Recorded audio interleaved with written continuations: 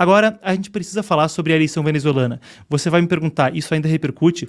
A resposta é sim, até porque não há solução. Houve mesmo um pedido de prisão contra o vencedor segundo as atas, que é Edmundo González Urrutia. Eu disse vencedor segundo as atas, e a gente tem essa mesma confirmação agora do Centro Carter, uma das organizações que observa a eleição. Vocês veem a matéria do Epoch Times aqui do lado, e eu quero passar com vocês pelos detalhes. As eleições, lembrando, foram em 28 de julho, quando Maduro foi proclamado pelo CNE, o Conselho Nacional Eleitoral da Venezuela, o vencedor por uma margem fina. O problema, isso não se sustenta pelos documentos impressos comprobatórios do voto. Agora a gente teve essa divulgação das atas, então o que isso significa? Vem comigo, vamos conhecer a notícia. O Centro Carter, a organização americana que foi observadora das eleições presidenciais de 28 de julho na Venezuela, mostrou ontem, quarta-feira, dia 2, ao Conselho Permanente da Organização dos Estados Americanos, a OEA, e vale a gente lembrar, Brian Nichols representando os Estados Unidos. Nessa mesma OEA, logo após as eleições, falou duramente que não havia como reconhecer os resultados apresentados por Maduro. Mas então o Centro Carter mostrou as supostas atas originais da votação, o que apoia a vitória de Urrutia. Por quanto, você pergunta? O que eles chamam de um landslide nos Estados Unidos. Foi, ou pode-se usar o termo coloquial brasileiro, uma surra. 67% dos votos para Urrutia contra 31% do atual presidente Nicolás Maduro. Aqui a gente tem a informação de que o Conselho Nacional Eleitoral, de forma fraudulenta, proclamou Maduro vencedor das eleições sem apresentar quaisquer provas ou atas, não apresentou os documentos comprobatórios que dariam transparência à disputa. A gente tem aqui uma citação que vem da Jenny Lincoln, ela que é uma porta-voz que fala pelo Centro Carter para a questão. Vamos lá, as aspas. A falta de transparência do CNE venezuelano e sua recusa em fornecer os dados de suas máquinas e planilhas de contagem para explicar a declaração de um vencedor não atende aos padrões internacionais. Como era de se esperar, não foi livre, justo, nem transparente. Como esperado, foi feito em violação aos acordos assinados.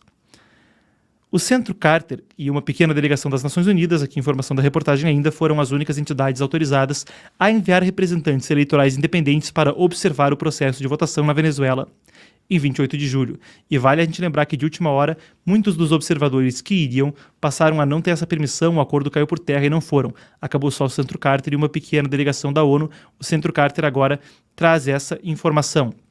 Vale a pena a gente trazer a informação também de que, semanas atrás, Roderick Navarro, ele que é um exilado da oposição venezuelana que vive no Brasil, falou que centenas de pessoas continuam cruzando diariamente a fronteira de Roraima para o Brasil, pelo menos esse era o caso naquela época, muitas delas desiludidas e frustradas com o que houve naquelas eleições. A gente também teve recentemente a União Europeia, na figura do representante Borrell, dizendo que não reconhecia os resultados. O mesmo houve com Portugal.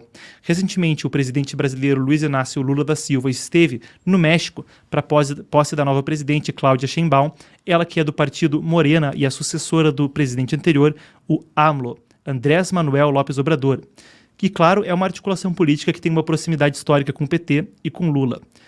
O México, a Colômbia e o Brasil, nesse contexto, são justamente os países da América Latina que, enquanto não endossam a vitória de Maduro, também ainda dizem não ter uma posição firme, não estão apoiando o Urrutia. E são países-chave em, eventualmente, trazer algum tipo de pressão mais contundente na América Latina por essa crise regional. Então a gente relembra essa posição, agora há a declaração do Centro Carter e a gente aguarda os próximos desdobramentos.